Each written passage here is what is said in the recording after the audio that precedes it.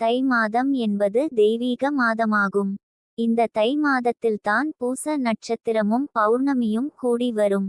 அன்றைய தினமே தைப்பூசமாக கொண்டாடப்படுகிறது. தைப்பூசம் தினத்தில் தான் இந்த அகிலம் தோன்றியதாக ஒரு ஐதீகம் உள்ளது. இந்த நன்னாளானது முருகனுக்கு உகந்த நாளாகும். அதோடு சிவனுக்கும் குரு பகவானுக்கும் கூட இந்த நாள் சிறப்புடையதாகும். பல சிறப்புகள் மிக்க தைப்பூச நாள் அன்று விரதம் இருந்தால் கேட்ட வரத்தை தந்தருள்வார் முருகன் என்பது நம்பிக்கை. இந்த தைப்பூசமானது குரு பகவானுக்கு உரிய வியாழக்கிழமையில் வருகிறது. இதனால் இந்த தைப்பூசம் இன்னும் கூடுதல் சிறப்பாக கருதப்படுகிறது. தை மாதத்தில் வரும் பூசம் நட்சத்திரமே தைப்பூசமாக கொண்டாடப்படுகிறது.